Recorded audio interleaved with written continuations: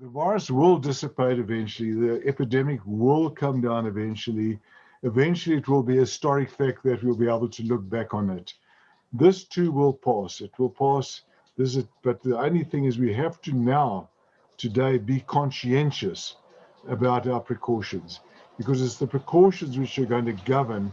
As Uriel said, the third wave is going to be determined by human behavior in the same way as the second wave was determined by human behavior. The way that we behave, the responsibility that everybody has to protect themselves and to protect others. Remember, it's a contagious disease. So if you're a young person, a young, fit, healthy person, and you think that you're not vulnerable to it, you're not susceptible to it, remember, you can get infected and pass it on to somebody who may well be vulnerable to it.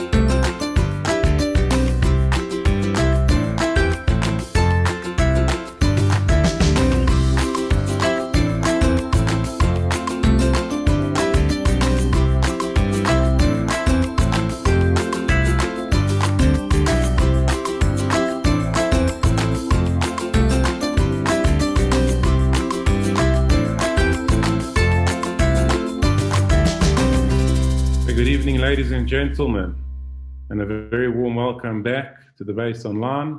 Tonight in particular, a series that speaks perhaps more to the heart and soul of the community than any other.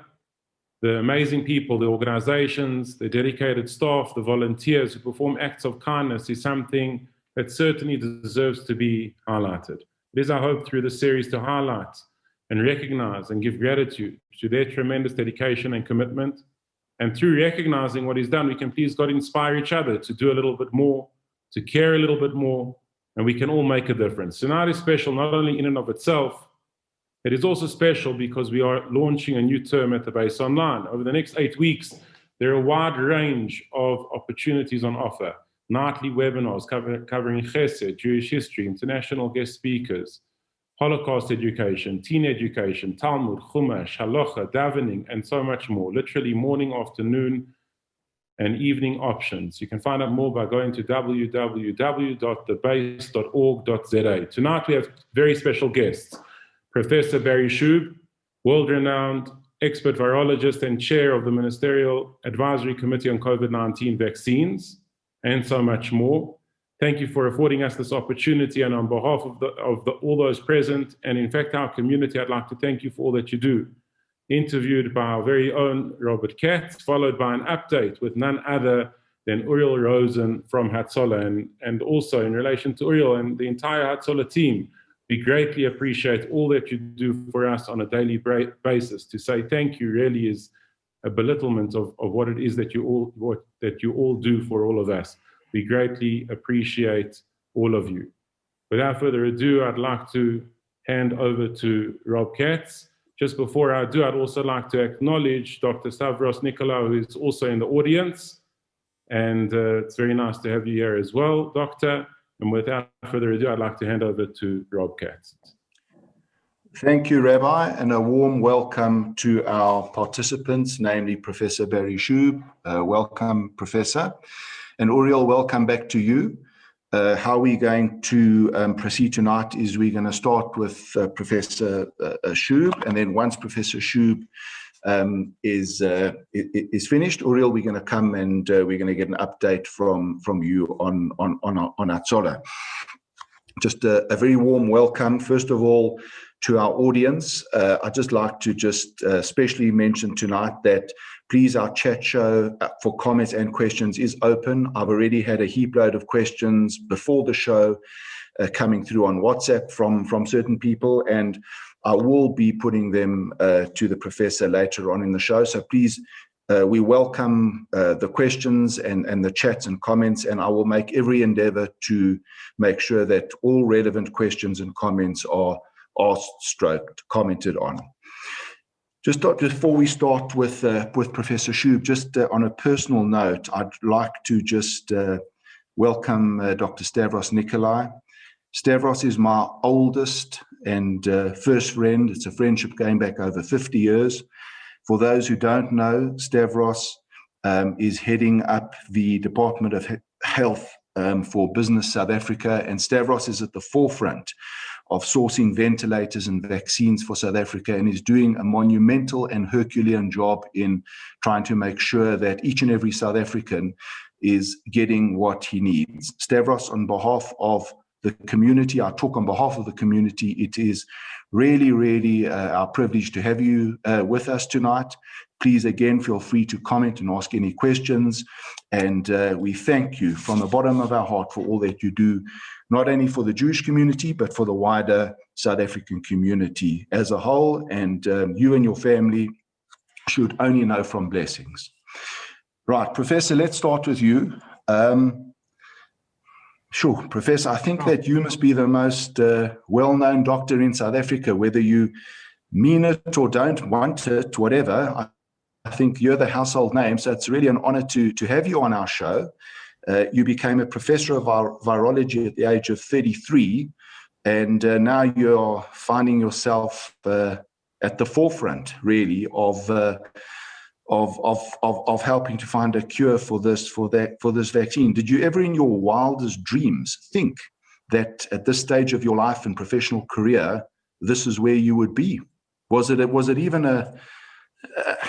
was it one of those events where, we talk in finance of, these like 1 in 1,000 year events, but you really just never believe that they'll happen in your lifetime. Did you ever really believe that you'd see something like this? No, not really. Good evening. Thanks very much, Rob, for that introduction. And thanks very much, Rabbi Zilbert, for your introduction and for having me on the show. No, life is strange. One can't predict the future. You kind of look forward. I don't know, I never kind of thought I'd actually get into this field of medicine, even when I was a student. So as Louis Pasteur says, chance favors the prepared mind. So whatever comes your way, that's the opportunities you grasp. And I think that's with me as well. They kind of various opportunities offer themselves, and I kind of grasped it and kind of weaved my way in a sort of an unpredictable fashion. So looking back, I'm glad that it did turn out the way it did turn out, but it certainly wasn't the way it was planned. Yeah. Okay. So, Professor, I think, we've got a very, very wide range of people on the call. We've got literally over 1,000 people viewing here. So I think that there's varied knowledge of where we are, some people having a heap load more knowledge of the situation than others. Can I ask if you could just let us all know basically where we are in the country, just for our audience to know that Professor did kindly offer to bring slides and stats, but I didn't want that. I think we all know that we're in the midst of a terrible pandemic, which is causing absolute havoc both on a personal and professional level in the whole of South Africa. So I don't think we need to further emphasize statistically where we are. I'd rather just talk more on a humane level where we are, on a general level. So, Professor, just generally, from a South African point of view, where are we and where do we find ourselves as we approach the second month of 2021? Yeah, Rob, I think really, it's well known that we're really in the midst of a second wave. The second wave, I think, was actually unpredictable. I think all of us, me and my colleagues, we all thought this was going to start probably around now and go into February. In other words, after the festive season, with a bit of a lag period, that's when we thought it was going to start. So first of all, when it started, I think it took us by surprise in its earliness. I think the second thing which took us by surprise is the severity. It was certainly much more severe than the first wave. And if you look at the actual epidemic curve, you say you don't want to bring graphics, but you have to picture it. The second wave was a much more acute wave and a much higher wave with all the parameters. the new infections, the hospital admissions, the mortality, etc., etc. But thank God it does appear to be declining now quite significantly. I think the kind of daily, the new infections, I'm talking nationally now, is just over 5,000. A few weeks ago, it hit over 20,000. So it has come down quite markedly, fortunately. And I think all the other parameters, with the exception of mortality, because mortality is always a bit later. So you will see that, in fact, our mortality rate actually increased. It's now 3% or just over 3%, used to be in the low 2%. But that's to be expected. So it will come down now. We will enter a phase of relatively, and I stress relatively, a low activity until we hit the third wave. And we will hit the third wave, vaccine or no wave, vaccine or no vaccine. And when will the third wave come? Well, that's also, you know, I'm hesitant, and I think my colleagues are also hesitant to predict it. We actually got a working group as part of our ministerial advisory committee, not the vaccine one, the other ministerial advisory committee, specifically looking at the mathematical modeling for the third wave. But the kind of common wisdom, and we don't want to be held to it, but the common wisdom is that the third wave will hit us when the weather cools down, when we're heading into winter. And then that's logical, because then people are indoors, there's less ventilation, there's less outdoor activity, people are closer together, there's what you call a congregate environment. And that's really what facilitates the spread of the virus. But, you know, we were caught unawares with the second wave. We may well be caught unawares with the third wave. This is we're in a learning curve. And as a colleague of mine said, there are no experts, because everybody is learning. Everybody is still learning. This is new. It's totally new. And we can't be too dogmatic in what we predict. Right. Professor, I just want to ask a question. You know, you mentioned the figure of 5,000 new infections. My question is that an accurate figure, or is it the figure that's determined? What I mean by that is, in the poorer areas of South Africa, the rural areas of South Africa, are we seeing a heap load of infections where the people don't have access to testing, they don't have access to medical care? You know, these poorer people are getting COVID without necessarily being fully aware that they're getting COVID. And are we having a composite reporting in the numbers that are officially coming out, or is it much worse? No, look, it is worse in terms of the number of people that are infected. Look, these figures can't be accurate anywhere in the world, not just in South Africa, anywhere in the world, because these figures represent those individuals who are laboratory tested, so the laboratories feed that information. And of course, those people who are admitted to hospital, or, for example, Hatzolah, which we talk about later, in other words, who come to medical attention. They'll come to medical attention because they've got symptoms, or they've got access to healthcare. So in our country, of course, a large section of the population just simply doesn't have access to healthcare, the kind of poorer sections, the more deprived sections of the community. So that's one group that won't be picked up by the statistic. And the other group are people that don't have symptoms, what we call asymptomatic infection. And that's probably maybe close to half of all the people that are infected don't have symptoms. So it's a large chunk of the people who are infected who we don't pick up in statistics.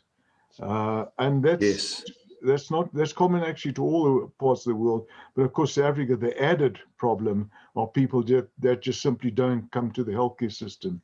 They may even have severe symptoms, but just don't get there. Yes, sadly so.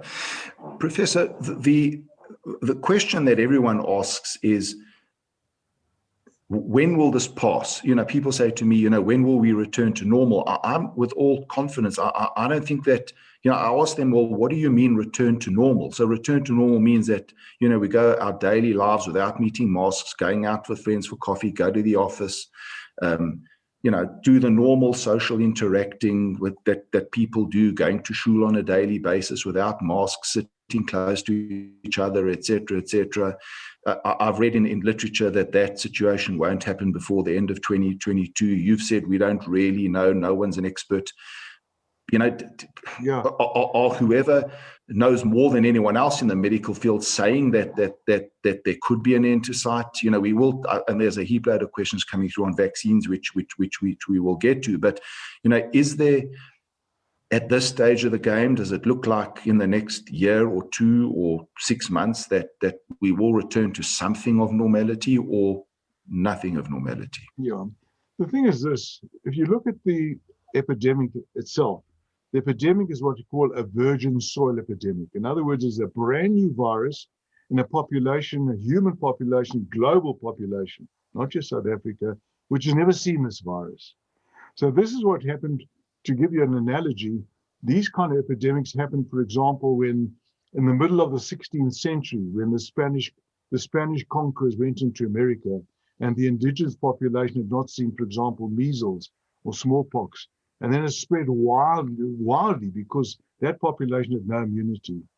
And to give you one real graphic example, there's an island in the bottom of South America called Tierra del Fuego. You might have heard of it. Yes. They had indigenous population, indigenous, and that population was wiped out to a person by missionaries coming and introducing measles onto the island. Now, obviously, this is not quite so severe in our situation, but the analogy is similar, because here's a virus coming and is spreading in a totally susceptible population. So we now have got 2 ways in which we can try and stop it. One way is what we call the non-pharmaceutical interventions. In other words, the mask, the distance, hand sanitizing, avoiding socializing. In that way, we stop the virus from spreading. And the other way is the vaccination. Now, the vaccination is part of the solution, but it's not the solution. It's only part of the solution, because vaccination artificially will give a certain proportion of individuals immunity. Obviously, people that have had the infection will also get some immunity. So we add the 2 up to try and get a threshold. And that threshold we call herd immunity. And once we reach that, then the epidemic will decline. So when will this occur? Well, it's not going to, people kind of are under the misunderstanding that once the vaccine arrives in our shores, that's going to switch off the epidemic. It's not. The vaccine will contribute to the control. We will still have to do the masks and all those precautions, at least for the end of this year. Now, going into the following year, what we're trying to do is convert that virgin soil epidemic into what we call an endemic situation, that the population now has seen the virus, either because of the vaccine giving them immunity, or because they are they've had the disease and got infection. Once we reach that stage, we do have corona. This is not the only coronavirus. We have at least 4 other coronaviruses which cause a common cold. Now, we tolerate that. People are not kind of too much worried about the common cold that happens every winter. Okay, some people want a vaccine, but we're not really looking at that very, very seriously. And hopefully what we're going to do with this particular SARS-CoV-2, the one which causes COVID, is convert it into that kind of coronavirus. The one where we can tolerate the common cold every winter season. And we can do that if we get sufficient immunity in the population from the vaccine and from people that have been infected. Until we get to that stage, we've still got to do the masks and all the other precautions. When will that occur? Well, certainly not in 2021. That's probably going to, hopefully, if we're optimistic, during 2022, when we'll have a situation where we can tolerate SARS-CoV-2 without worrying Uriel, without worrying the hospitals, without overwhelming the hospital situation. It'll then become a minor respiratory infection. Hopefully in 2022, and at that stage we can maybe then not have the masks, not have the precautions that we have now. But these are good habits, and maybe some of these good habits will kind of carry on. I Yes. cannot argue masks the whole time, but if your person is sick, not to come into close contact with other people, not to go into a crowd, not to go into a party, not to go into a function. Maybe those kind of habits will start becoming ingrained in our psyche. Yes. Professor, just following on from what you've said, I'd like to pose a question from the audience. It really follows on from what you've said. I'm gonna read it to you, although I did send it to you, but I want to just read it for our audience's edification, so our audience can just get a feel for the question I'm going to ask. So this is the question from one of the viewers. So one takes and it really follows on. Now is a nice time to bring it in from what you've just said. So one takes the vaccine and waits out the required period. Supposedly the vaccine reduces the risk of obtaining COVID and reduces the severity. That's what we're all hoping for, and that's what you've said. Right. Does taking the vaccine make any practical difference to how we are able to live our lives? And I think, Professor, what you've said is not really. We still have to keep going with masks and social distancing, etc. Now, would the same answer apply if you are 30, 50, 70, or do we continue in virtual lockdown until herd immunity, which may never come? Surely we can take more risk, but still observing the protocols. Question. Yeah, okay. I get this question very, very often. The point is this: at this stage, we are learning about the vaccines. Only started being administered. Some of the questions which are still unanswered are: if you get the vaccine, does it stop you being infectious? Does it stop you transmitting the virus? We're still trying to grapple with that. Probably it does. And the reason you say probably it does, because we know that people that are asymptomatic are very much less vigorous transmitters of the virus. So will we carry on as we are? Yes, we'll have to, certainly for this year, for two reasons. One of them, we don't know the people that have been vaccinated, will they continue transmitting the virus? That's the one thing. The other thing, we don't know how durable that immunity is. Is it going to be for 3 months, 6 months, a year? It's obviously too early to tell because, we only started the vaccination program now. We got some inkling from experimental work. We got some inkling from the trials and so on, but we still need to establish that, how it's going to behave in the field. So to answer that listener's questions, when will we be able to go back to a pre-COVID era?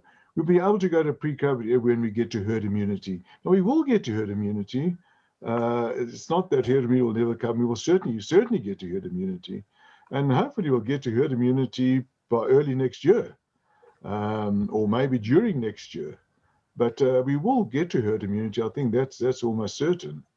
I think what I'm not hearing, and I think people were wanting to hear this, Professor, and I know that you can't do this, is that, once we get the vaccine, there's a panacea and we all go out the next day all okay and masks off and back to our daily routine. That's certainly not what's. No, it won't, because for two reasons. The one reason that I mentioned, because we don't know if that person that's vaccinated is not going to transmit the virus still. Yes. And we do know that quite a sizable people that are vaccinated, even with a Pfizer vaccine, which has got a higher efficacy, they still they still can get infected. We saw it in Israel, in fact.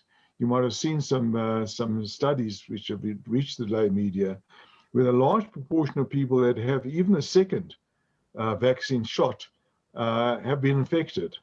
And they can isolate the virus from specimens. So presumably they can theoretically transmit. It's unlikely though, but they can transmit. So we have to take the precautions. People that have been vaccinated still have to take the precautions for two reasons. That's the one reason. The other reason, they may still be susceptible. If you take the most effective vaccine from the trials, that's the Moderna and the Pfizer, 1 in 20 won't be protected. 1 in 20 people won't be protected. The other vaccines is going to be even higher than that. So you do still have to take the precaution for yourself, but also for others as well. Right. And 30, 40, 50, 70, is there a difference in practical application? Well, the only difference is that people of 70, if they get infected, are more likely to get serious disease than somebody of 30. It's a statistical thing. But somebody with 30 who's a diabetic or is grossly overweight and so on will probably be at the same level of risk as somebody who's 70. So, it's age and comorbidities which will govern how severe it is. Okay. Thank you, Professor. I hope that answers the question from the audience member. There are a heap load of questions coming through on the various types of vaccines, ivermectin and AstraZeneca and Pfizer and all of that, Professor, which we'll come to. If we just take a step back, I just want to ask a question. Other parts of the world, Argentina, Israel, the US, the UK, have started vaccinating. South Africa haven't. Yeah. There are reasons, and I'm sure that we've all read the media, and there's a lot of blame and accusations going around. But from your insider seat, Professor, why are we late in vaccinating our people? I think the bottom line why we are late is because of the system. And the system, I've said it on many fora, that vaccines can't be treated like any other commodity. Vaccines have to be equitably distributed throughout the world, because we are only safe even if you're living in Norway or Sweden or United Kingdom or United States or France or anywhere, if the whole world is safe. Because the poor countries or middle-income countries, if the virus is still circulating there, they're not safe because the virus will spread. And we know that no matter what restrictions you put in, you can't stop viruses spreading. We see that with our local variant, how it's spreading to other countries. So it's in their interest to kind of have the whole world vaccinated. And they were silly, they were greedy. They grabbed all the vaccines. In some countries like United Kingdom, 3 times the population, Canada 5 times the population, hoarding these vaccines. So the problem is this, that those rich countries could afford to kind of put down deposits for vaccines at risk. Now, our government, for whatever reason, and look, I'm not part of the Department of Health, I'm not paid by them, I don't represent them, I'm not a spokesman for them. Whatever the reasons were, and I don't think it's the Department of Health, I think it's the Treasury. They balked at putting down, it came to, I think, 2.6 billion with a B rand as a deposit on risk, a non-refundable deposit. And that's against many of the Treasury regulations. The PFMA, well, things that you probably know a lot more than I do, the PFMA and all those deviations and so on. And they couldn't get over those hurdles. So that is why they couldn't put the deposits down. And at that stage, it was at risk. We didn't know those vaccines, they weren't on trial. So there were various points we could have, the people that did the trials, they could have maybe try and get some preferential treatment, and they didn't, unfortunately. So that was lost. The government couldn't put the deposit down. That was lost. So that's where we were stuck now, trying to kind of, and I must commend the Department of Health and the Minister of Health, because we are now getting vaccines. We're getting a lot of vaccines coming in, as you probably saw in the Sunday Times this morning. We probably got almost enough to actually do the program. We're certainly getting close to it. Yes. And, we have had a delay, but it's not a tremendous delay. Countries like Australia and South Korea, those countries are only starting in March. France, which is one of the kind of European countries, they've only immunized a fraction of a % of their population. Most countries are only immunized a relatively small percentage. We're not that far behind. And we're getting all the vaccines now, so we're not that. I think the media, with all due respect, have really blown it out of proportion, really exaggerated the problem. We're not. Well, that's why I posed it to you, Professor. It's always good to get an insider's view as opposed to, people just shooting from the hip, per se. Yeah. But by the way, we do have one other advantage in the delay, that we can now see how it's rolling out in other countries. And now we've got the variant situation. You probably heard about the variants and how the variant is now behaving in some countries who have started vaccination. So we do have one advantage of having that gap, that delay, and being able to plan. Yes. Okay, so Professor, that brings us very crisply and neatly into this question which I want to ask, and I see that we're getting a heap load of questions about ivermectin, which I'm going to come to as a separate category.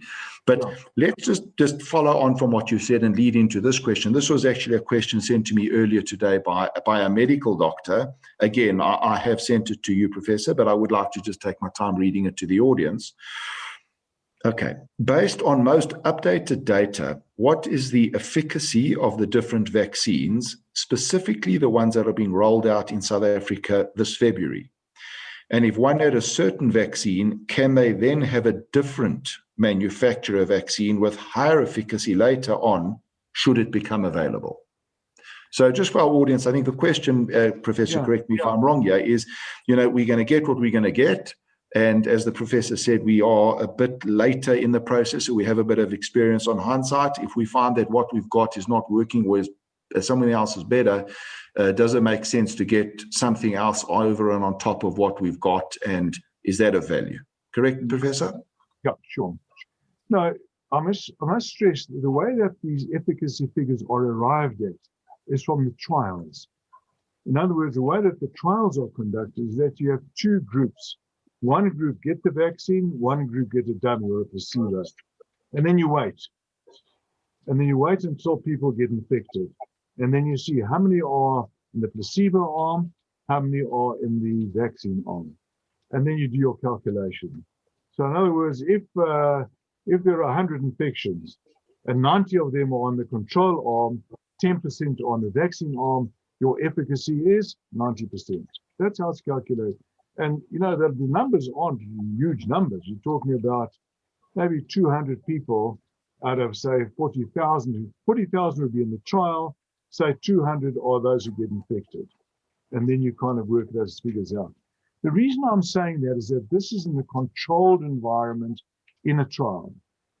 And I must emphasize this because people worry that the Pfizer is 95% effective and the Moderna is about 94% effective. And the AstraZeneca is 70% effective. So I would rather get the Pfizer than the AstraZeneca because it's more effective. So I think I just want to emphasize how those figures are arrived at. And those figures are not really cast in stone. They're not absolute, accurate, precise figures because they worked out in a trial situation. We're looking at what it's like when it goes to millions of people out in the field, and it might not necessarily be exactly the same. That's the one thing. The other thing is different trials. We're not talking about experimental animals where you can control everything. These are human beings living normal lives. And, it could be that in the AstraZeneca trial, there was a different kind of environmental situation, people reporting illness or not reporting illness, and compared to the Pfizer trial, which was conducted in America. The AstraZeneca trial was conducted in various sites. So the reason I want to emphasize is that you can't put a tremendous amount on the differences between these efficacy figures. There is some degree of latitude of both of them. Now, I think it's important to actually emphasize that. It doesn't mean that AstraZeneca is an inferior vaccine, not necessarily at all. I think both of these vaccines are very good, both of them are effective, and both of them are safe. Now, the thing about mixing vaccines, that most of them are 2 doses. The Johnson & Johnson's the 1 dose, but all the others are 2 doses. So often get asked this, if you start off with 1, say Pfizer, can you then have an AstraZeneca or the other way around? And they say not. You should have both doses must be the same vaccine. But I think what your listeners are asking is, if you've been vaccinated with AstraZeneca, say 3 or 4 or 6 months later, and Pfizer comes along, could I have a booster of Pfizer to boost my immunity? That's the question, correct. That's the question. Now, there's no reason, it's perfectly safe. There's no danger, there's no hazard, it's not unsafe to do that. I don't know how necessary it is. The reason I'm saying that is because the virus is still circulating, and the virus itself will do that boosting. You don't need the vaccine to do the boosting. But as I say, there's no harm in it if you can get it. It's just another shot in the arm. But other than that, there's no virtue in it. There's no reason to do it because anyway you'll be primed and boosted. along the way. Right. Okay. Doctor, we're going to get to ivermectin shortly. Just one question. In discussing with a medical doctor, in South Africa, I think, we always seem to be at the extremity of the world.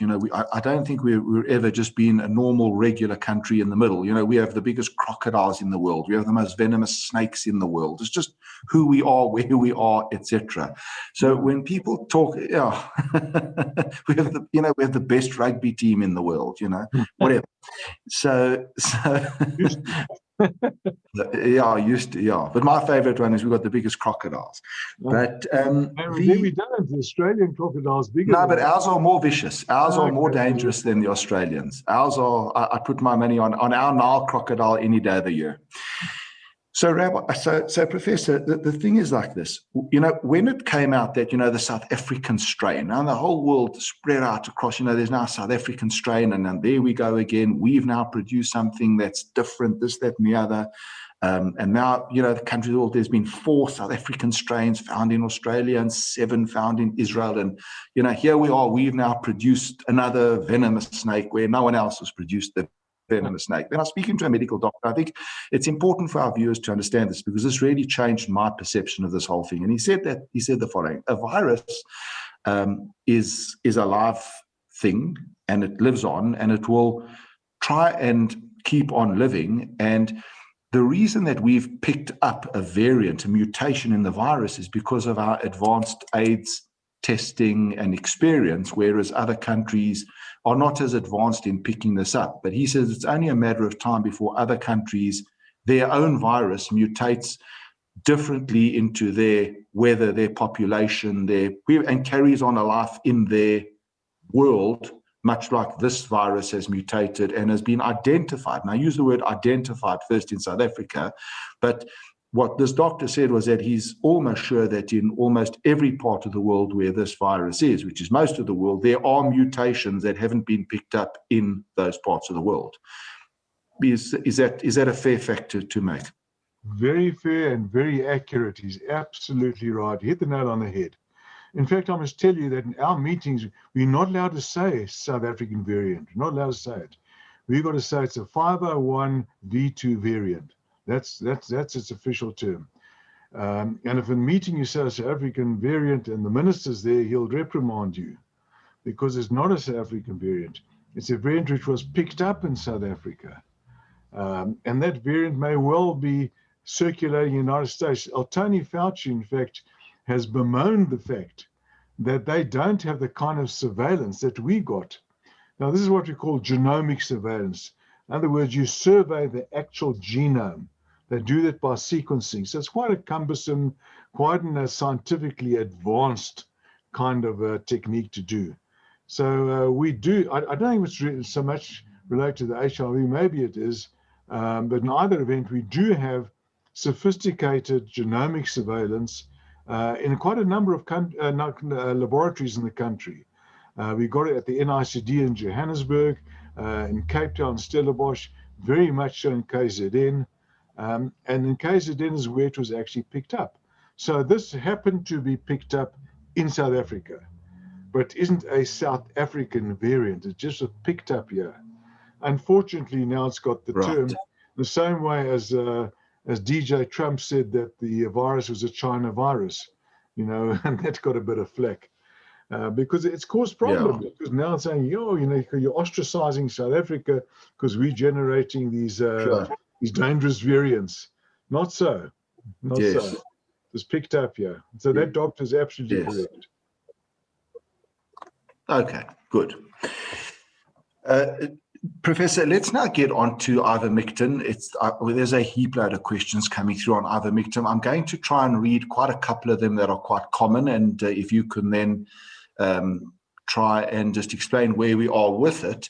And if there is, further questions, the audience, please feel free to carry on commenting and questioning on it. Doctor, ivermectin, anecdotally, people are now phoning vets and saying, look, can I get ivermectin? Other people are using it. I sent you the following post, which I picked up this morning from one of the business websites. where one of the articles said ivermectin is an FDA-approved anti-parasitic agent that has been found to inhibit the replication of the virus that causes COVID-19. In South Africa, it's not approved for human use, yet listed by the World Health Organization as essential. Other questions coming through from the floor. Is ivermectin worth taking pre-vaccine if it were available? What are the benefits of ivermectin described in the US Senate hearing as a miracle drug? Is it safe even if it's intended for animal use? Another question, can the professor comment specifically about the value of ivermectin as a treatment? We've then got other questions. Is it safe to use, and would it prevent getting COVID? More or less, some of those questions coming through. We've got some specific ones which are not ivermectin, but there's one last one. Professor, what's your thought of the use of ivermectin as a prophylactic? I'm not sure what that means for the layman, Professor. What does that mean? Preventive, as a preventive. To prevent. Okay, preventative, and as a medication for use for patients who have COVID-19. I think that should read for patients who have COVID-19. Do you think that SAHPRA will approve the drug in the future, given that other countries are using it? So basically, the common thread here is ivermectin is around. You can get it at the local vet, I suppose. It's approved for animals, not approved for humans in South Africa, yet approved for humans elsewhere. And people are saying, I think, two things.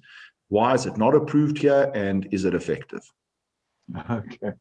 Well, it's quite a long story, so I'll try and make it short. Yeah. Okay.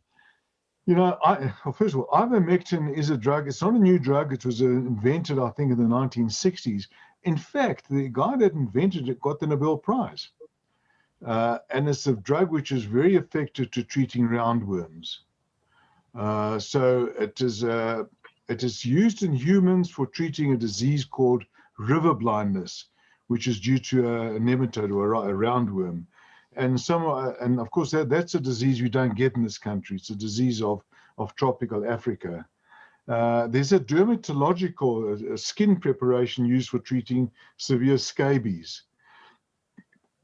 And those are really the only human uses as far as I know. Now, there is a very, very vocal lobbying group whose name escapes me. I think it's FCCC or FLLL. And their guy that's the big noise in that appeared at a Senate hearing, gave a very, very emotive plea for it to be recognized. I don't know whether that person got this FDA approved, because otherwise there wouldn't be a Senate hearing. So I'm not sure. I've never heard of it being FDA approved for human use. I doubt it, but I haven't heard that. It's certainly not approved by the WHO or any other regulatory authority. Now, you'll recall in the first wave, we had an anti-malarial drug called hydroxychloroquine and chloroquine. Does that ring a bell? Yes. It's an anti-malarial drug, which yes. One of the world authorities by the name of DJ Trump kind of said that this was a drug that would be the ex-president DJ Trump. Yeah. Also the health minister of France touted this as a miracle drug. So the first wave was characterized by chloroquine and hydroxychloroquine as being the miracle drug, and it was shown to have no effect against COVID. And so that was dropped. Now the second wave, the drug which is coming to the fore, is ivermectin, amongst a few other drugs as well, but certainly ivermectin has got the most publicity. Now the point is this, that ivermectin may work. It may be a prophylactic. It may be a miracle drug. It may be curative, but it's got to be shown to do that. It has to be shown. You can't just say it does, because then you can say that rubbing toothpaste on your umbilicus will cure COVID. People do get better from COVID, and it doesn't matter what you do. Most people will recover from COVID. The great majority will recover, no matter what you do. So if you give an ivermectin, if you don't give ivermectin. So ivermectin may be, nobody's saying, even SAHPRA, SAHPRA stands for South African Health Products Regulatory Authority, SAHPRA. They are saying that we will register the drug if you can show that it works. How do you show that it works? You do a controlled study. You do, in other words, you do some people that are treated with it, some people that are not treated, and you see, is there a difference? Now, there have been some kind of studies, in inverted commas, using very few patients. You can't really draw a conclusion for that. There have been some studies where they do varying dosages. You can't draw a conclusion from that. There have been some studies where they use ivermectin with other drugs. You can't draw a conclusion for that. You can really only draw a conclusion if you do a control study. Now, they are going to do one, by the way, in the University of Free State. They've got a very good clinical trial facility there.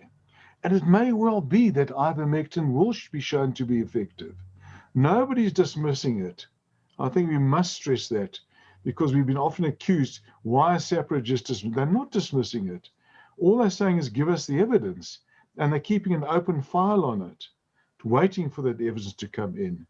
Why is SAHPRA doing this? Because SAHPRA is really charged with being our watchdog. We've had so many fake drugs. We've had so many quack drugs. We've had so many unsafe drugs that you do need to have a body which is protecting the public. And that body is an independent body. It's not a body. The board is completely independent of the Department of Health. It's not controlled by manufacturers, not controlled. They're standalone body of experts which evaluate the data. And if they find that the data does show it works, they will register it. So as it stands at the moment, it's actually illegal to use it in humans. It's illegal to prescribe it for humans. It's registered by the Veterinary Council for animal use only, until it's shown to be effective. I hope that explains it. It does, Doctor. And I think just to take it one step further, I'm not a medical person at all, but is it fair to say that because of what you've described, there could be negative implications of using it, and your advice, without putting words in your mouth, your advice at this stage is not to go to the local vet and say, Rover's got this roundworm and please can you get 15 boxes of ivermectin? Yeah, there are two reasons. The one reason is not a totally innocuous drug. There have been side effects. There have been people who have had liver failure and died. There are people who had renal failure and died. There are people who've gone blind, obviously using very high dosages. In the normal low dosages, it is fairly safe, but then those low doses aren't going to do anything. Then it's the toothpaste on the umbilical story. So if you want to try, then you've got to use the high, and then it can be dangerous. That's the one thing. The other thing is that it's more a problem that you have a patient, and many of the doctors, particularly in KZN, there's a group of doctors that are very, very vocal, that are lobbying very, very strongly, because they say they want to treat their patients with ivermectin. And the problem is that they're now directing their therapy to ivermectin, which until it's shown to be proven, it doesn't work until it's shown to be proven. Whereas they could be giving treatment which does work. And I think that's a serious problem. And that's why it can't be registered until it's shown to be a workable drug. Right. Okay. I think that that answers the ivermectin question. If anyone in the group has further questions that the professor hasn't answered, please feel free to send them through. Professor, some other questions here. If the second vaccine is given longer than stated, will the vaccine work?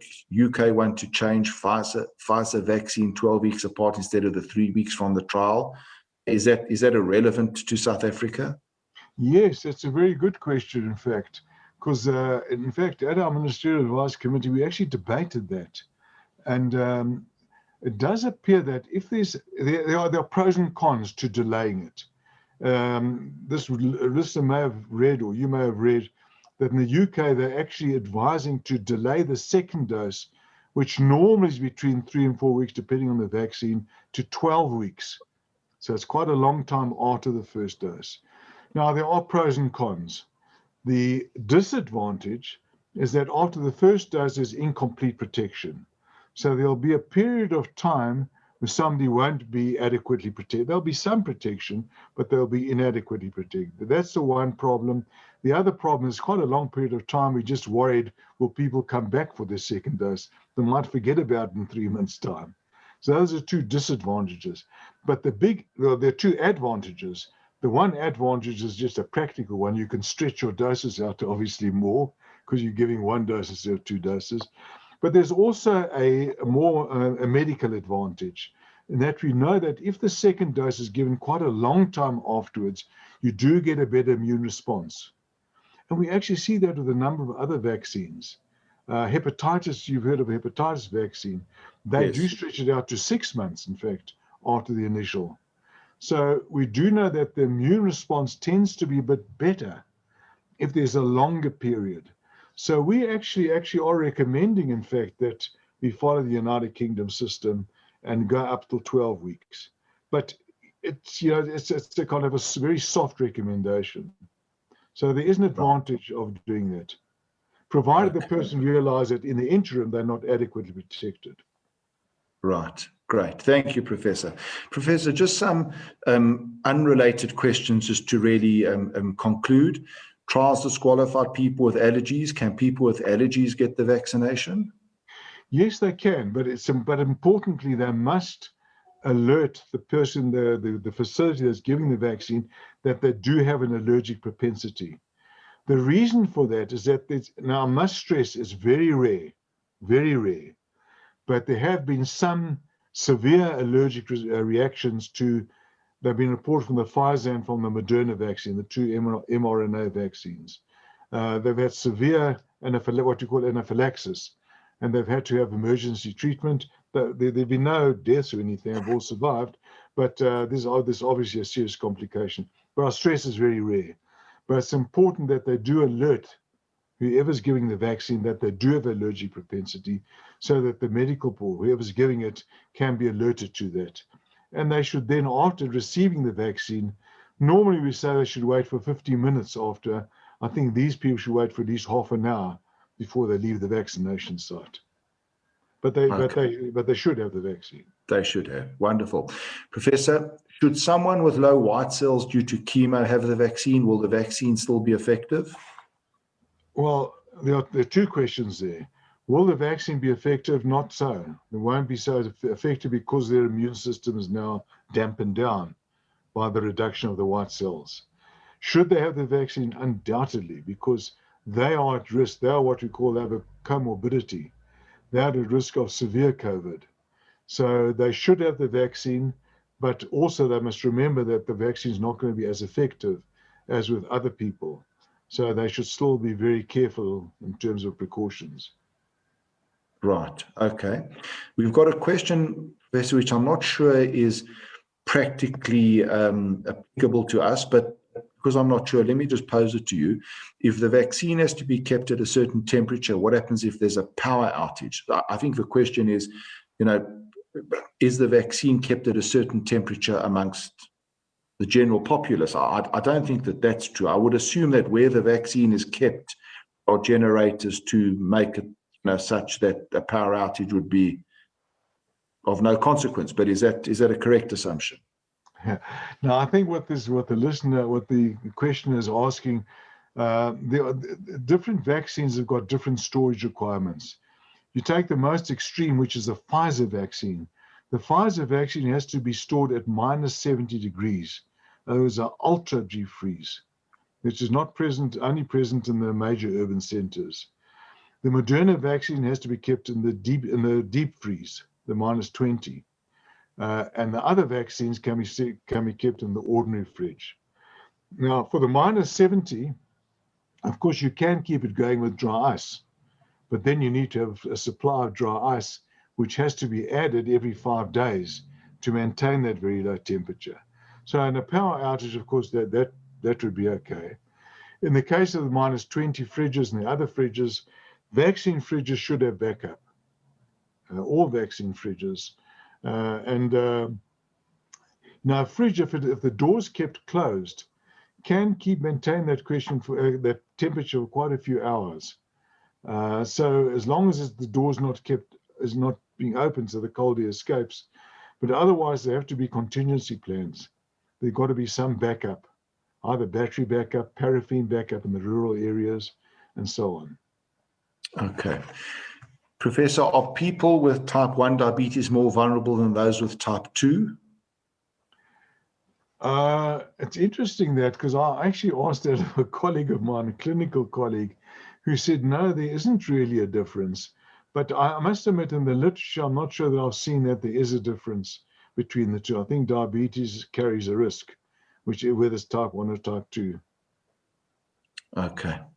Professor, there's a question over here which I want to put to you, but I don't think you know the answer to it, and if you don't know the answer to it, that's fine. But I think it's a question a lot of viewers are thinking about, and that is, does the professor perhaps know when we will be able to return back to schools? And I'd like to either say yes or no. If we don't know, we don't know. And I'd like... Well, can I answer as soon as possible? Sure. Yeah. Okay. As soon as possible. Fine. That's fine.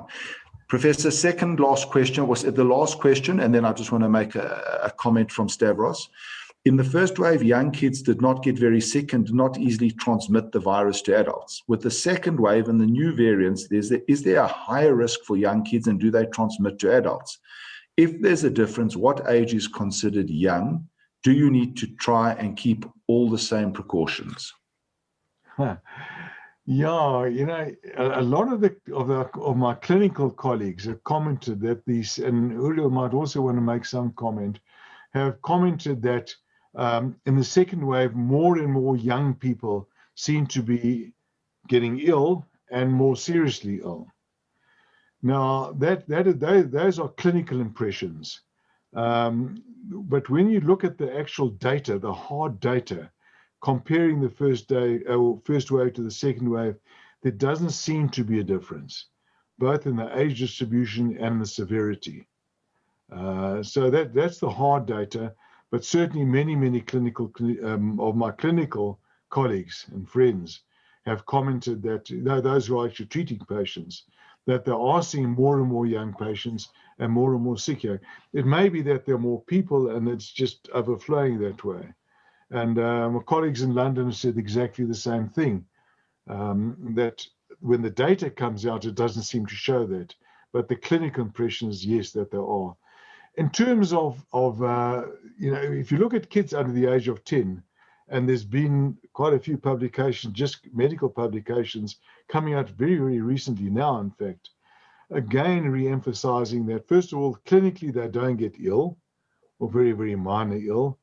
And also, they don't seem to be important in terms of driving the epidemic. Most kids who get infected are infected by adults, and kids very rarely pass it on to adults. It's usually that way, adults to kids rather than kids to adults. There are some physiological explanations for that, but that doesn't seem to have changed. And it seems that they aren't important, first of all, from a clinical point. Obviously, if a young child has got an illness, that's different. Talking about healthy young children. They seem to tolerate it much better and don't seem to be as important in transmitting. That's from 10 down. Once you get from 11 upwards, now it's starting to be increasing. And obviously, once you get to the high teenager adolescents, they probably are as effective in transmitting the virus, if not more so. We saw that with rage, for example. You know, the rage event? Yes. It was a super spreading. Well, yes. they were very, very effective in transmitting the virus. Yes. I think once you get to that age group, they're very effective. Then it's like adults. But they do seem to get less severe illness. Yes. Forgive me, Professor, as I want to wrap up, so we get more questions and they're pretty detailed.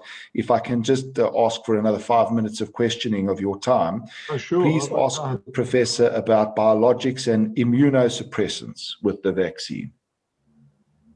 So what are the questions? Yeah, is the vaccine safe for people who are on biologics and immunosuppressants? Oh, yes, indeed. Those, again, it'll be people, particularly those who are immunosuppressive, the vaccine won't be as effective.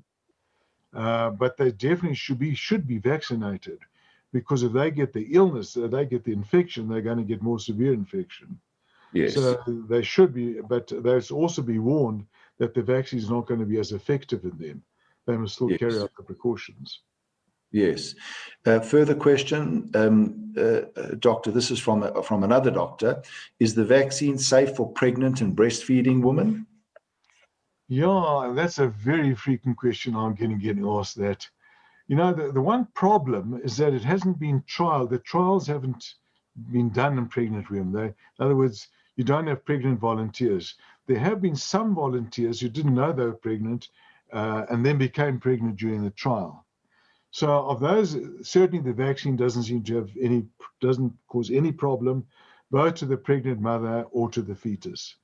So recently, the World Health Organization and the Center for Disease Control have come out and said that pregnant women, in fact, should get vaccinated. The reason being is that COVID, look, in a healthy pregnant mother, it's not too much of a problem, but there is a slight increase in illness in pregnant mothers, and also an increase in preterm, that is premature delivery. Now, the vaccine is not a live virus. It's not like measles and rubella, German measles and so on. It's actually a chemical. So it can't really affect the pregnant mother, and it can't go across to the infant. So on biological or scientific reasons, there's no reason not to. So we've been advising pregnant women to get vaccinated, yeah. Okay. Same with lactation, it doesn't go into the breast milk. Right. Professor, another question coming up from one of the doctors. Do the variants escape current vaccines? Rob, how much time have I got to answer that one? I've got no idea, doctor. This is a doctor asking a professor. Okay. I happen to know the doctor asking it. It's quite a long answer. I'll try and make it quick. The variants, there's laboratory studies and there's clinical studies. In the laboratory studies, what they do is they take blood from people that either have been previously infected or have been vaccinated. Now, when they look for what we call neutralizing antibodies. Those are the proteins in the blood called antibodies, which neutralize the virus's ability to infect cells. They're called neutralizing antibodies. Now, the neutralizing antibodies, people that have been infected and have been vaccinated, don't work so well against the variant. That was the neutralizing ability is quite markedly reduced. So that's a bit of a worry. That's a bit of a worry on the laboratory side. And we've actually got a special team of our with quite a few international experts, which are looking at the question, does that translate into vaccine ability? Now, so far, the tests which have been done on the vaccines, mainly overseas, seem to indicate that even though there's a reduction of the neutralizing ability of antibodies, there probably still will be an effect of the vaccine. The reason being is that, first of all, there are other antibodies which are produced other than what you demonstrate in the laboratory. So I hope we're not getting too technical. And second of all, there are other elements of the immune system, what we call cell-mediated immunity. So the kind of situation where we are today in January 31st, 2021, is that the vaccines will be effective, probably almost the same, if we're looking at Pfizer vaccine. We looked at the Johnson & Johnson vaccine, there seemed to be quite a bit of a difference. And the Novavax vaccine, there also seemed to be quite a bit of a difference against our local variants, but still enough to actually make an effect in terms of controlling the infection. So the bottom line is, just to summarize, the laboratory tests seem to be worrying, but the clinical signs seem to be okay at the moment. Wonderful, wonderful. Thank you, Professor. You know, I'd like to end the questions there. I know that there are one or two questions which we haven't got round to answering. I think if we had to just carry on, I think it would just take too long to deal with all the questions. So just, to our viewers out there, I've tried my absolute best to answer within certain strata of questions and the more of them important questions. Forgive me for not getting to each and every one of your questions. Time just doesn't permit it. Professor, I'd just like to just conclude with a comment from Stavros over here. Dear Rob, many thanks for a most erudite and informative webinar. A great word of thanks to the South African Jewish business community for their support and contribution to the overall and general Business for South Africa efforts. Stavros. Absolute pleasure, Stavros. And as I said at the beginning, a sincere thanks, not on behalf of the South African Jewish community, but on behalf of the general South African community for all the efforts that you, Stavros, and your team are doing for each and every South African. Professor, it's been my absolute delight and privilege interviewing you. I thank you so much for your time, and more important, the care which you've given and the enthusiasm and the generosity of your time and spirit. When I called you, it was your absolute pleasure and delight to appear on our show. And for that, I thank you. Hashem should give you and your family the strength to get through all of this, to keep you and your family and each and every one of us safe. And I know that the rabbi at the end is going to thank you. If you would stay on the line just until we've done, Uriel, if your time permits, Professor. Is that okay? Amen. Thanks very much, Rob. Thanks very much for having me. It was really a pleasure being on the show. I'd like to carry on, but you say you're short of time. But thanks very much for having me on the show. We're respectful of your time, Professor. We really are. I'm happy to carry on. Okay. Well, maybe at the end, if we've got a bit of time, we can come back to you, Professor. If you're happy to stay on. Yeah, no, sure.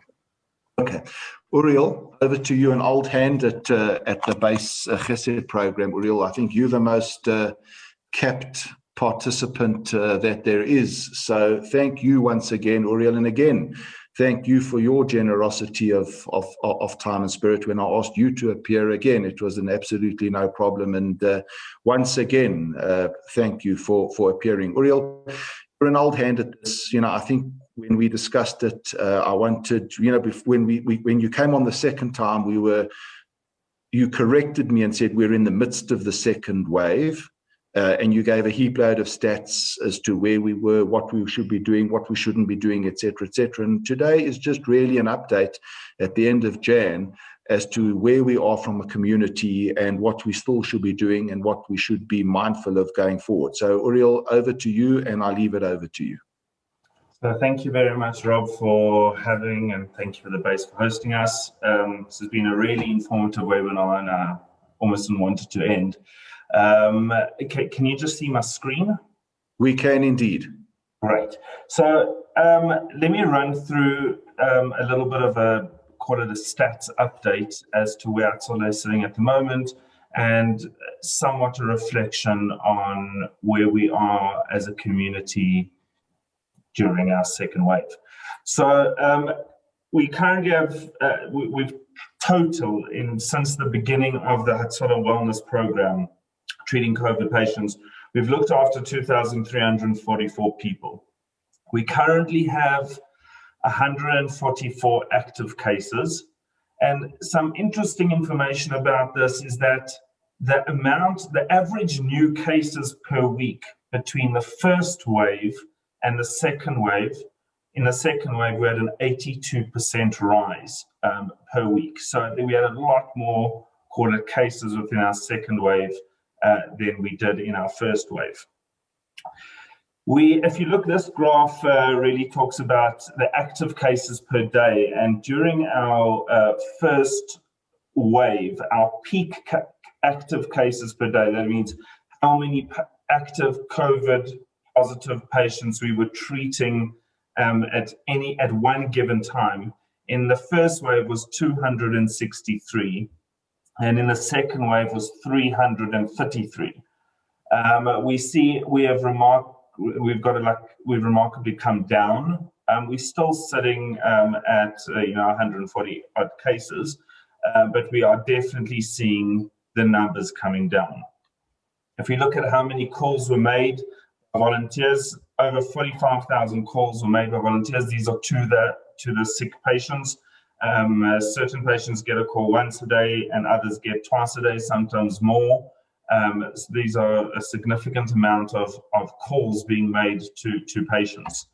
Another really interesting stat is that we've actually done a total of 5,803 nurse visits and Hatzolah Assist kind of calls. What Hatzolah Assist really is when a patient needs to go from home to hospital but doesn't require an ambulance and they're COVID positive. We put them in a vehicle that has got a separation, not necessarily that they need an ambulance, but we put them into this vehicle. So inclusive, how many nurse visits we've had and how many patients we've lifted to the hospital has been a total of 5,803. As you can see, in the first wave, we did 2,741, and in the second wave, which is 3,062, which we're calculating the waves. In the second wave, we're only looking at a 3-month kind of period, while in the first wave is a little bit longer. We've given a total of 163 patients oxygen, and these are COVID positive patients. These are patients that either require oxygen before sometimes they just get managed at home with oxygen, and others, they'll end up coming out of hospital and still requiring oxygen, not getting discharged without oxygen just because of a bed capacity within the hospital. So if you had to break this down, we had 76 patients in our first wave and 87 patients in our second wave.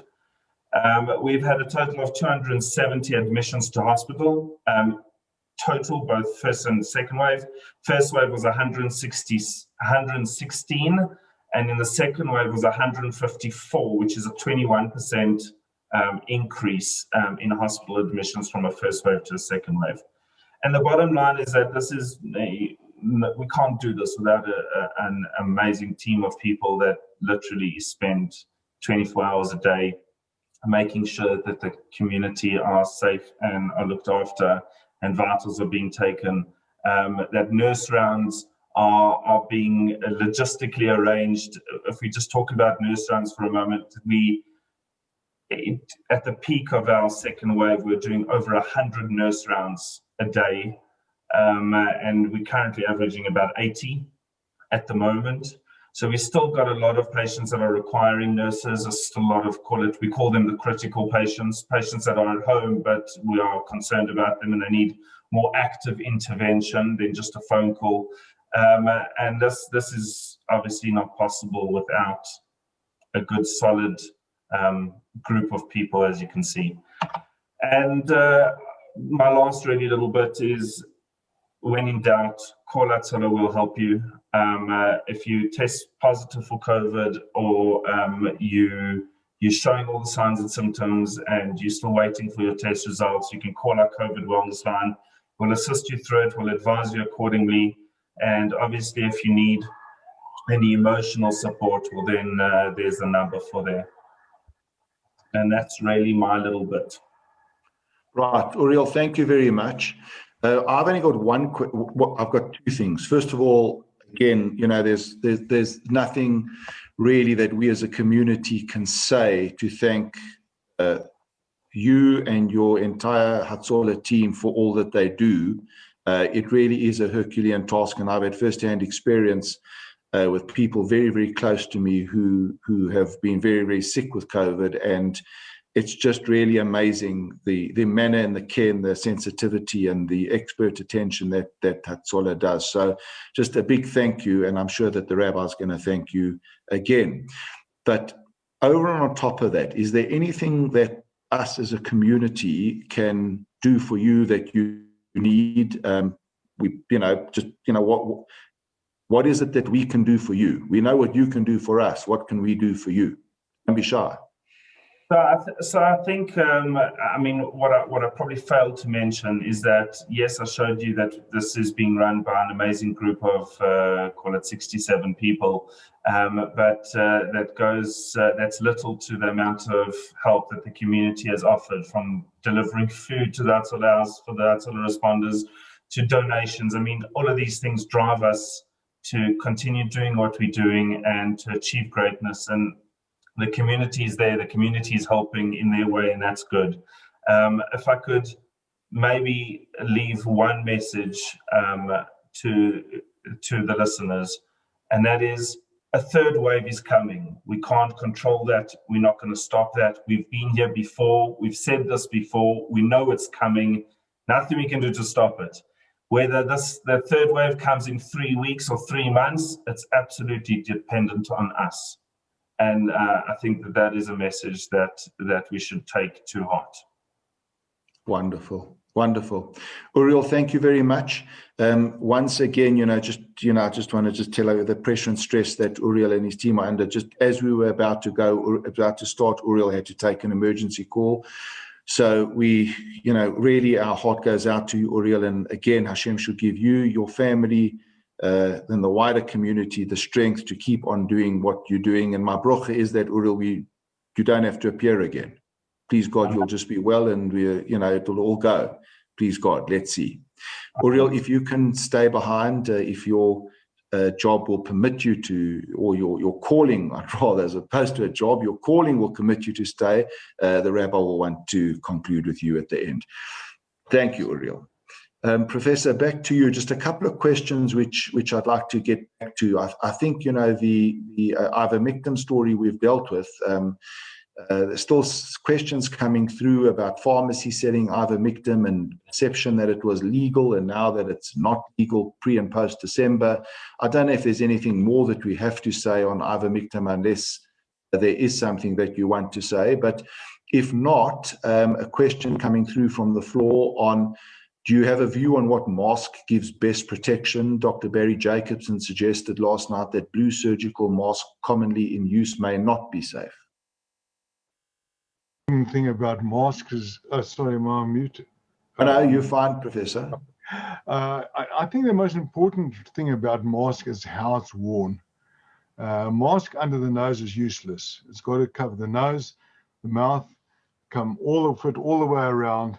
The idea is to have a triple layer to protect yourself from getting infected and from infecting others. As long as it's a triple layer which covers from above the nose, below the chin, all the way around. There was one, I don't want to put too much story, but I'll just mention it just for academic completeness, which kind of felt that the ones which tie are probably marginally better than the ones which are elasticized around the ears, because sometimes the elasticized around the ear tend to have a loose fit. So as long as it fits snugly, not tightly, some people make the mistake about having it on too tight. Then it becomes uncomfortable and start filling with it, and that's the worst thing you can do. It should fit comfortably and snugly, and I think the way that it's fitted, if it's got the triple layer, that's fine. Anything less than that is a problem. So, Doctor, for the layman, the blue mask, the one that we all wear, I think we've all proven that the blue mask, I think, feels a bit more comfortable than the material one. To me, it seems that's got one layer. Are you saying we must wear 3 of them? No, I think the blue one normally would have three kind of layers. They're kind of thin layers, but there are 3 layers in them. Oh, but then they stretch out. So you're saying that blue mask is okay, and then the pleating, kind of covers the nose and the mouth. And the chin. I see. But the most important thing is to wear it properly. To wear it properly, correct. One of your colleagues has asked me from Israel, what about a visor over the mask? Visors were really designed for eye protection rather than nose and mouth protection. So a visor is certainly not as good as a mask. There's no question, because for obvious reasons, there's air underneath which can circulate. But it's certainly better than nothing.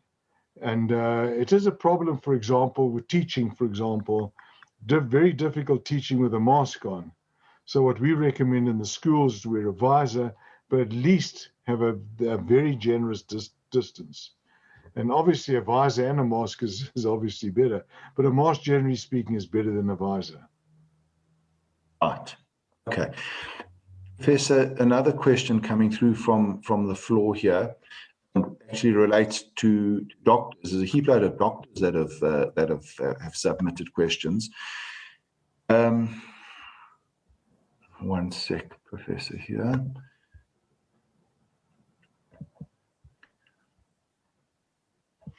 And that is talking about the rollout. Are you confident that the rollout will be effective, as doctors have not been contacted as to where and when they will get the vaccine?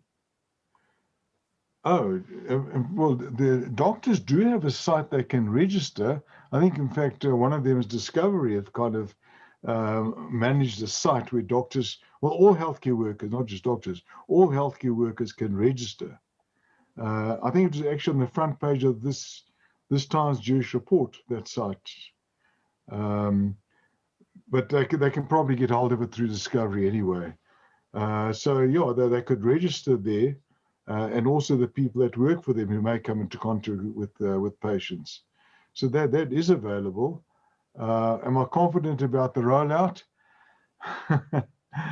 Yeah, I am actually. I am, because I think going on the reassurances which we got right from the state president to the minister, that this is going to be a campaign like no other campaign. It's going to dwarf the antiretroviral campaign, and the ARV campaign is a world leader, in fact.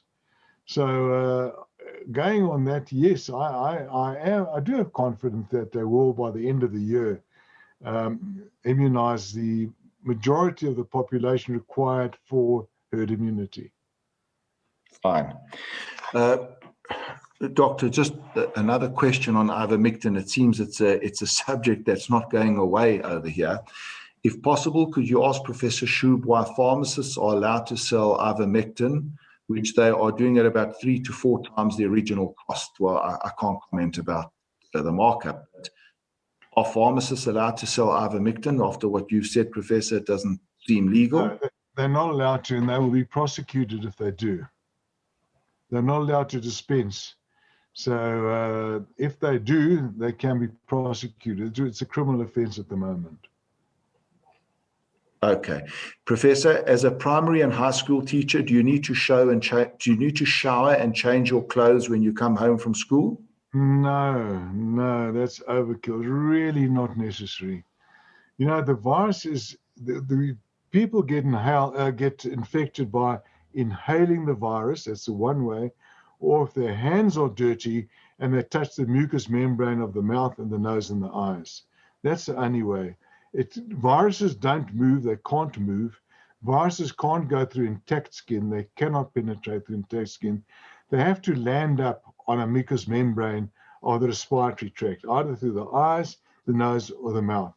So either you inhale droplets, and that's the way it gets in, or contaminated hands touch. So if people coming from the outside, if they wash their hands thoroughly with soap and water, not under the tap water, soap and water, properly, all surfaces, that's all you need. But to shower, change clothes, that's really not necessary. Right. Okay. Overkill. Professor, the last question, and I think that you have asked it, and I've kept this question for last, and perhaps this question can be included in any concluding comments or remarks that you'd like to make, because I'm not taking more questions. I think we've now done due justice to each and every type of question coming through here, and that is, like other viruses, will this one eventually dissipate? And on that basis, Professor, I'd like to end it with your concluding remarks. If there's anything that we've missed out. Yes, the virus will dissipate eventually. The epidemic will come down eventually. Eventually, it will be a historic fact that we'll be able to look back on it. It's severe now because it's new. The population is totally susceptible to it. Once we get the population relatively immune, I say relatively, doesn't have to be 100%. Once it reaches a certain threshold, then it will become one of the other coronaviruses which cause a relatively tolerable amount of respiratory infection, like the common cold. This too will pass. It will pass. But the only thing is we have to now, today, be conscientious about our precautions, because it's the precautions which are going to govern. As Uriel said, the third wave is going to be determined by human behavior in the same way as the second ways was determined by human behavior. The way that we behave, the responsibility that everybody has to protect themselves and to protect others. Remember, it's a contagious disease. So if you're a young person, young, fit, healthy person, and you think that you're not vulnerable to it, you're not susceptible to it, remember, you can get infected and pass it on to somebody who may well be vulnerable to it. So with that, I'll leave it at that. And unfortunately, we still have to have those precautions until we reach that herd immunity. But again, let me emphasize, it will pass. We must be conscientious about it in the meantime. Wonderful. Thank you. Thank you so much, Professor. Once again, really, really appreciate your time and commitment most sincerely. I'd just like to conclude, Professor, just to reconfirm your comments. Stavros just sent a comment over here, and that is to reconfirm Professor Schoub's comments. All health professionals and their staff can access the Discovery platform to register their details for vaccination in the first phase. Do so soon. However, as this is being consolidated at present, the intention is to commence with phase 1A vaccination on 15th of February. Vaccine sites will be announced shortly. I think that answers that question. Thank you, Professor. Rabbi, over to you. Thanks, Rob. And a very, very big thank you to Professor Schoub and to Uriel Rosen. I'd like to say to the professor to start off with, just on a personal note, certainly on behalf of the base community and in fact the entire Jewish community, there really are no words to describe the level of thanks that we have. And we want to thank you for affording us this opportunity and giving us so much of your time. It's greatly appreciated. But to mention as well the amount of time that you've given to the broader community, to smaller communities, to the respective schools, it's really, really appreciated. And we want to just say a very big thank you, big yesher koach. Uriel Rosen, as always, as Rob mentioned, it's not the first time that you're on the show. Your commitment on a daily basis, your colleagues' commitment on a daily basis, all that Hatzolah does, there really are no words to say thank you. To both of you, to see your commitment, your knowledge, sharing about what you do, how you do it, it really is truly a Kiddush Hashem and beyond special. And please know that our community really appreciates all that you do. HaKadosh Baruch Hu should continue to bless you both, your respective families, with much bracha and hatzlacha. You should be able to continue what you do and so much more in all areas of your life. There should be much bracha and hatzlacha. Thank you for joining us this evening. To all those that are present, a very big thank you. To Rob, he doesn't want me to say thank you, but a gross yesher koach. To Ari Weber, a gross yesher koach. And to all those that are involved, a massive yesher koach. And to my brother Moshe, we really could not do any of these webinars without you. Please God, looking forward to a fantastic term online, and everyone should just remain safe, keep healthy, and look forward to seeing you all in person. Have a good evening, everyone.